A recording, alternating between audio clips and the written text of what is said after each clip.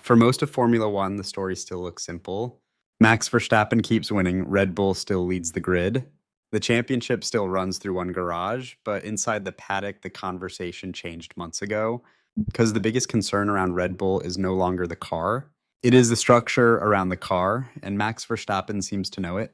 Over the last year, Red Bull lost Adrian Newey. Christian Horner became the center of an internal investigation. Helmut Marko suddenly looked vulnerable inside the organization. Mercedes started circling Verstappen publicly. At the exact same time, Max became quieter than he's been in years. That combination is what matters, not the victories, not the points gap, the timing. Because this is the same driver who once treated FIA penalties like personal insults and openly challenged his own team over radio. Now the responses sound controlled, deliberate, almost distant.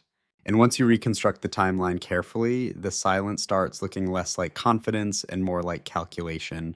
The first major warning sign came before Bahrain 2024 even started. Christian Horner became the center of a major internal controversy just days before the opening race weekend. Suddenly, Red Bull executives were being discussed more than rival drivers. Media attention shifted from performance to internal politics almost overnight. Then Jos Verstappen escalated everything. He publicly warned that the team could be torn apart if the situation continued. That statement landed hard inside Formula One because Jos rarely speaks without purpose, especially during championship campaigns. At first, the dominance on track covered the instability underneath it. Verstappen won Bahrain comfortably, he controlled Saudi Arabia. Red Bull still looked untouchable on television, but internally, something had already changed. What most broadcasts missed was how quickly the Verstappen side of the garage reacted once Helmut Marko became uncertain about his future. Max immediately tied his own future to Marko publicly. He said Marko remaining with the team was important for him personally. That is not normal driver language. Top drivers protect leverage carefully. They almost never connect their contracts or long-term futures to one individual unless political alignment inside the team is shifting. And suddenly, rival teams noticed. Within days, Mercedes speculation intensified again. Toto Wolff stopped speaking hypothetically and started sounding interested. The timing became important because Mercedes had already spent 2 seasons rebuilding after the failed zero side pod concept. Now they suddenly had an opening, not because Red Bull became slow, because Red Bull stopped looking stable. That distinction matters more than people realize. Drivers at Verstappen level do not only choose the fastest car, they choose the safest long-term structure. They evaluate technical leadership, political alignment, regulation cycles, and internal trust. And Red Bull suddenly looked vulnerable in all 4 areas at once. Then Miami changed the competitive side of the equation. McLaren arrived with a major upgrade package. Lando Norris won. For the first time in months, Verstappen no longer controlled races comfortably from the front.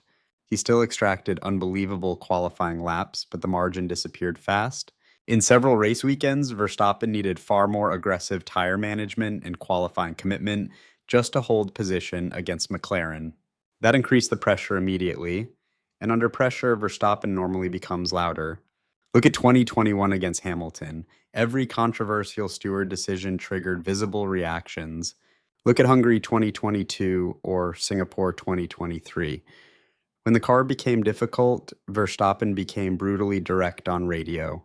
Now the tone sounded different. Short answers, minimal emotion, less public frustration, almost like somebody avoiding deeper conflict. Then another critical piece moved. Adrian Newey announced his departure. Inside Formula One, that was not interpreted as a normal personnel change. Newey represented technical certainty. Drivers trusted Red Bull because they trusted the engineering structure behind him. Once that structure started changing, the future became harder to predict, especially with the 2026 regulation reset approaching, because 2026 changes everything mechanically. New power unit regulations, new aerodynamic balance targets, reduced energy deployment patterns, completely different competitive priorities. And suddenly, Red Bull faced all of that while also building its own engine project with Ford involvement for the first time. That is an enormous risk. Even dominant teams struggle through regulation transitions. Mercedes collapsed under the 2022 ground effect reset despite winning 8 Constructors' Championships before it. Now Red Bull faces a similar transition while simultaneously losing internal stability. That is exactly the kind of timing elite drivers pay attention to. And Max Verstappen absolutely understands that better than most people on the grid. At first, most people treated these moments like isolated incidents. A tense comment here, a contract rumor there, one executive leaving, another internal disagreement. But by the middle of the season, a pattern started forming around Max Verstappen that became harder to ignore because the issue was no longer just Red Bull politics. It was how Verstappen himself was reacting to those politics. And the reaction did not look emotional, it looked strategic. Look closely at how Verstappen handled FIA conflict compared to previous years. In 2021, he openly challenged stewarding decisions during the title fight with Lewis Hamilton. In 2022, he criticized race direction repeatedly during chaotic weekends. Even during dominant years, Verstappen usually treated media sessions with visible impatience. But recently, something shifted. The responses became cleaner, safer, more controlled. That matters because elite drivers usually become more emotional when pressure increases. Verstappen did the opposite, and inside the paddock, controlled behavior often signals evaluation, not comfort. One example stood out during the Austria and Silverstone stretch. Red Bull suddenly stopped looking operationally perfect. Pit stop execution dipped slightly. Strategy windows became tighter. McLaren closed race pace gaps dramatically in medium tire stints. At Silverstone, Verstappen spent large portions of the race managing tire degradation instead of controlling the field comfortably from the front. That would have triggered aggressive radio reactions from him 2 years earlier. Instead, the communication sounded measured, almost detached from the chaos around him. That detail changed how rival teams interpreted the situation. Because once a driver emotionally disconnects from internal turbulence, negotiations become easier later. And then there was the Helmut Marko factor. This part matters more politically than most fans realize. Marko is not just another advisor inside Red Bull. He is the bridge between the Verstappen camp and Red Bull ownership structure. He protected Verstappen during development years. He pushed for him aggressively after Toro Rosso. He represented stability inside the system. So when Marko suddenly looked politically exposed during the Horner controversy, Verstappen reacted immediately. Not publicly emotional, politically precise, he made it clear that Marko staying mattered to his future. Inside Formula One, that sounded almost like a warning shot. Because if Verstappen ties his long term commitment to one individual, then Red Bull no longer controls the situation alone. Suddenly, the balance of power shifts toward the driver, and that creates another problem for Red Bull. The team was built around centralized authority, clear hierarchy, clear leadership, one dominant technical structure. Now, multiple power centers started appearing at the same time. Horner defending operational control, Marko protecting driver alignment, ownership factions becoming visible publicly, Newey leaving entirely. That is not normal championship team behavior, especially during a regulation transition cycle. And then the competitive side started reinforcing the political instability. McLaren kept improving. By Imola, Norris was within realistic striking distance over race pace. By Hungary, Red Bull strategy calls faced heavier scrutiny because the pace advantage no longer erased mistakes automatically. Verstappen suddenly needed nearly perfect qualifying execution just to maintain race control. That changes driver psychology fast because dominance creates patience, pressure creates evaluation, and inside the paddock, several teams reportedly started reading Verstappen differently after summer break. Not like a frustrated driver, like a driver studying options quietly. The public version of the story still focused on whether Max was happy or unhappy.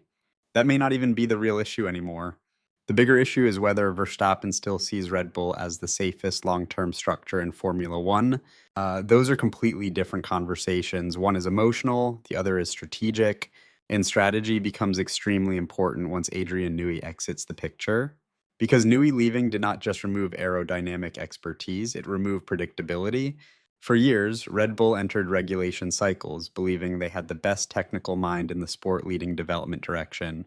That confidence shaped everything: driver trust, sponsor confidence, internal stability, even recruitment. Now, Red Bull enters the 2026 regulation era while simultaneously developing its own power unit project for the first time. That is a massive operational gamble. History shows how dangerous these resets can become. Ferrari struggled after hybrid transitions. Mercedes collapsed under ground effect interpretation in 2022, despite years of dominance. Even small concept mistakes can destroy entire seasons under major regulation changes.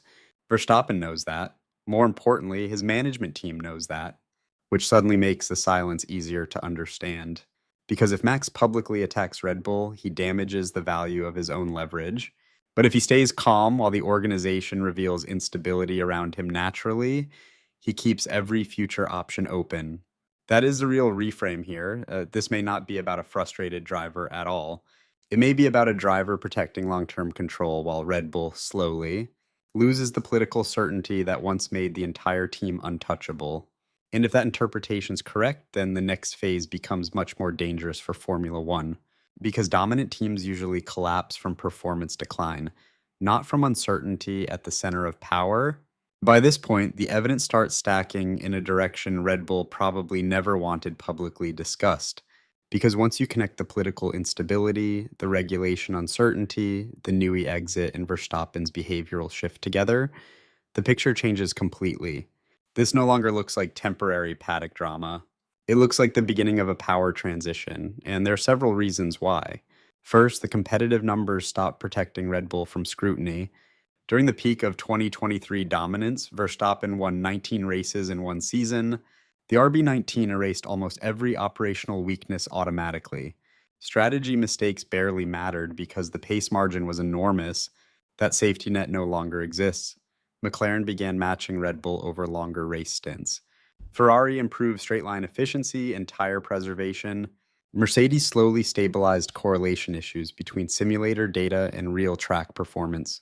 Suddenly, Red Bull needed operational perfection again, and that exposed internal pressure immediately.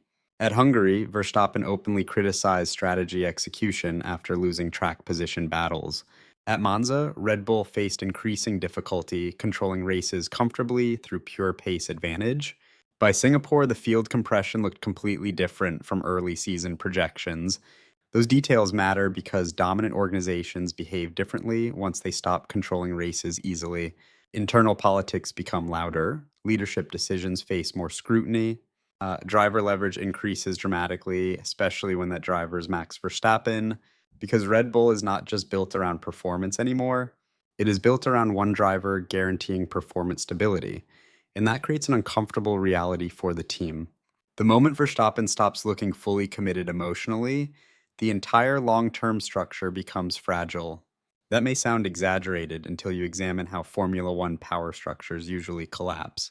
Mercedes did not suddenly become slow overnight after 2021.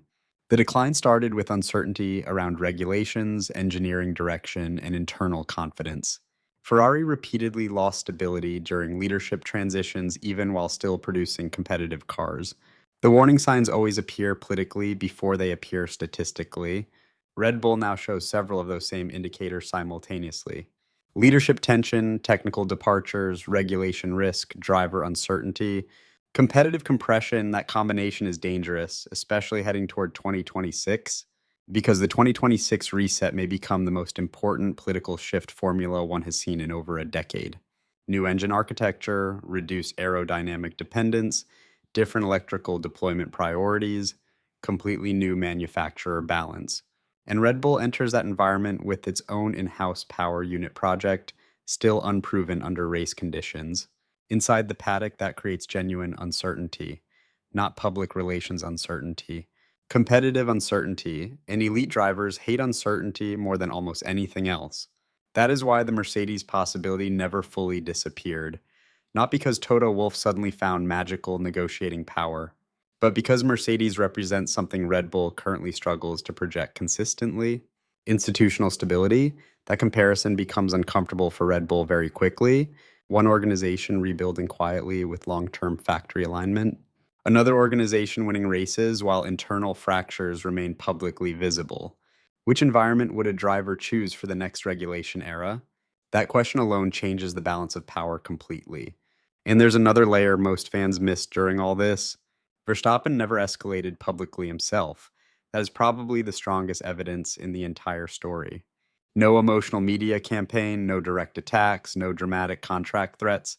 Instead, Verstappen allowed the environment around him to create pressure naturally.